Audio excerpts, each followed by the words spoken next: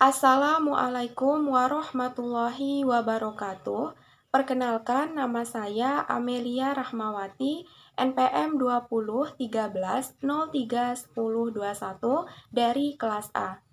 Di sini saya akan mempresentasikan tugas dari mata kuliah Akuntansi Perpajakan dengan dosen pengampu yaitu Bapak Albert Maidiantoro, SPD MPD, dan juga Bapak Suroto, SPD MPD. Baiklah, di sini saya akan menjelaskan materi tentang kewajiban. Seperti salah satunya ada definisi kewajiban, ada kewajiban lancar yang terdiri dari utang bank, utang usaha, utang pajak, pajak penghasilan 21, PPh 23, PPh 26, pajak keluaran, biaya yang masih harus dibayar, utang dividen, utang wesel, dan juga ada pendapatan diterima di muka. Yang terakhir ada kewajiban tidak lancar, seperti ada utang obligasi dan juga ada utang hipotek. Langsung ke materi yang pertama, yaitu tentang definisi kewajiban. Menurut SAK Etap yang diatur oleh IAI tahun 2009 nomor 89 sampai dengan 94 tentang kewajiban, diestimasi, dan kontingensi. Kewajiban diestimasi adalah kewajiban kini entitas sebagai hasil dari peristiwa masa lalu dan kemungkinan terjadi bahwa entitas akan mentransfer manfaat ekonomis pada saat penyelesaian dan jumlah kewajiban dapat diestimasi dengan andal. Sedangkan kewajiban kontingensi merupakan kewajiban potensial yang belum pasti atau kewajiban kini yang tidak diakut. Entitas tidak boleh mengakui kewajiban kontingensi sebagai kewajiban. Sedangkan menurut PSAK 57, kewajiban adalah kewajiban kini perusahaan yang timbul dari peristiwa masa lalu yang penyelesaiannya diperkirakan mengakibatkan pengeluaran sumber daya perusahaan. Selanjutnya saya akan menjelaskan materi yang kedua, yaitu tentang kewajiban lancar. Kewajiban lancar merupakan kewajiban yang diharapkan akan dilunasi dalam 1 tahun atau 1 siklus operasi normal perusahaan yang lebih lama. Kewajiban lancar mencakup utang bank, utang usaha, utang pajak, biaya yang masih harus dibayar, utang dividen, utang wesel, dan juga ada pendapatan diterima di muka. Yang pertama ada utang bank. Dalam perpajakan, utang bank tidak dibedakan antara utang bank maupun utang jangka panjang. Peminjaman uang di bank dapat dilakukan dengan membuka tabungan atau deposito atau jasa giro dalam bank tersebut dengan nilai yang sudah ditentukan atau deposito yang sudah ada. Tetapi di lain pihak, bank akan memungut biaya bunga atas pinjaman yang telah diberikan kepada nasabah. Yang kedua ada utang usaha. Utang usaha adalah kewajiban membayar sejumlah uang kepada kreditur di masa yang akan datang atas transaksi yang terjadi di masa lalu secara kredit. Yang ketiga ada utang pajak.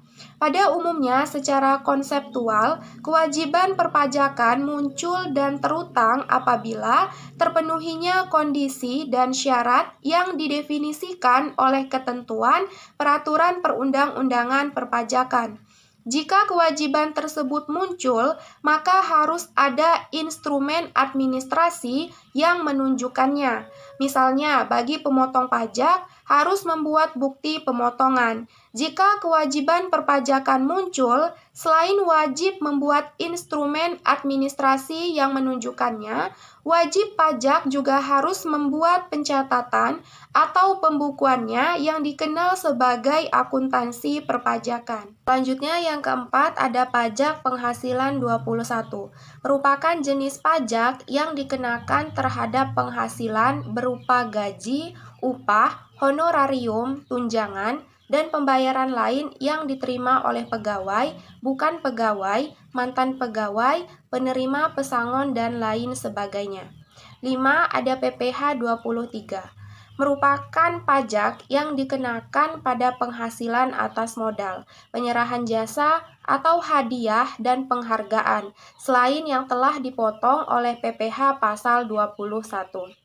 Pihak pemberi penghasilan atau pembeli atau penerima jasa akan memotong dan melaporkan PPh pasal 23 tersebut kepada kantor pajak. Yang keenam ada PPh 26.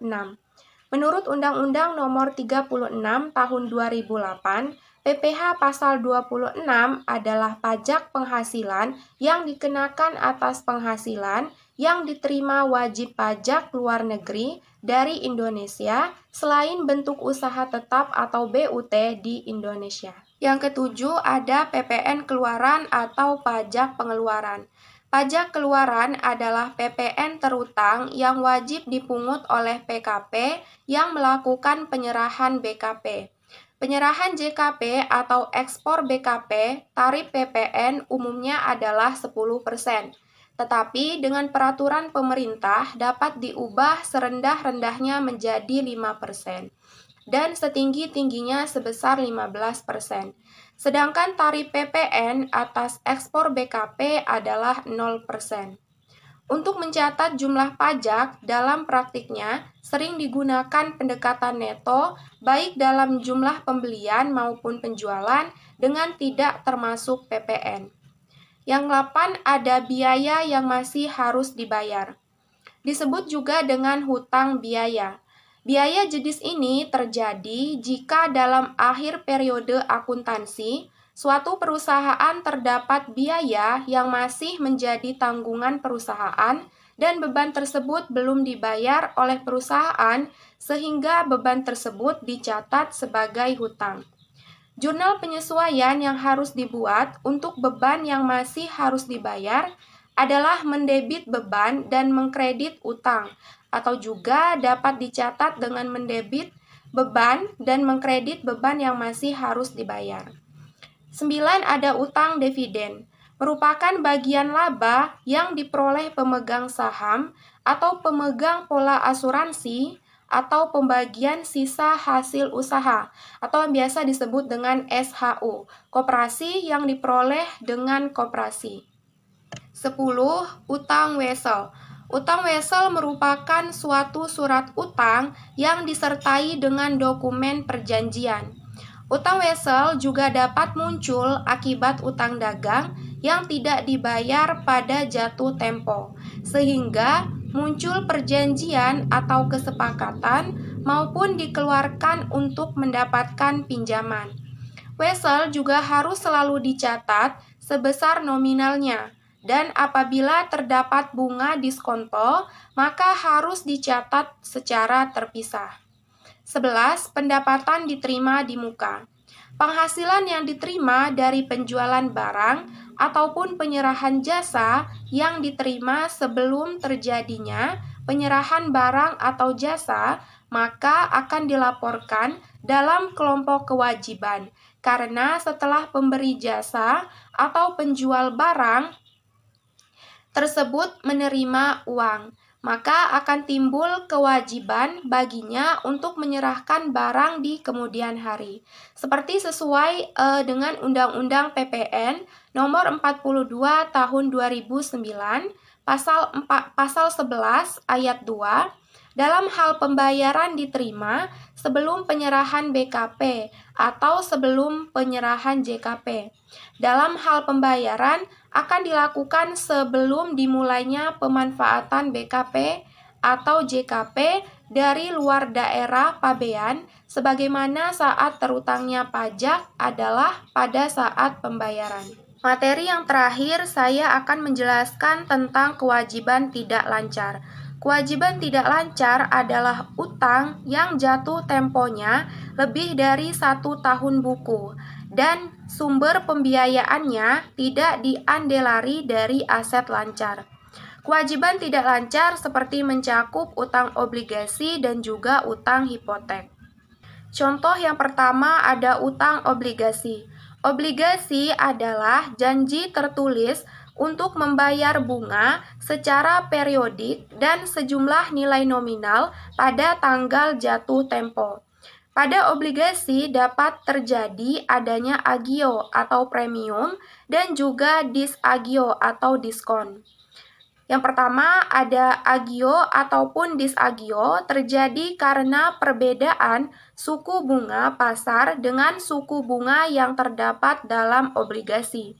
Yang kedua ada agio dan disagio yang merupakan penyesuaian terhadap tarif bunga nominal sehingga perlu dilakukan amortisasi tahunan atas jumlah agio atau disagio tersebut. Yang ketiga ada alternatif amortisasi seperti menggunakan metode garis lurus dan juga bunga efektif. Contoh yang kedua ada utang hipotek. Utang hipotek pada umumnya hampir sama dengan obligasi, namun utang hipotek tidak memiliki agio maupun diskonto.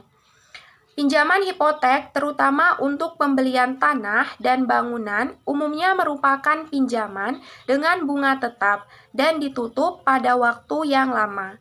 Biaya penutupan hipotek ini umumnya langsung merupakan beban pada periode tersebut. Itulah materi tentang kewajiban yang dapat saya jelaskan pada pertemuan kali ini. Terima kasih dan saya akhiri. Wassalamualaikum warahmatullahi wabarakatuh.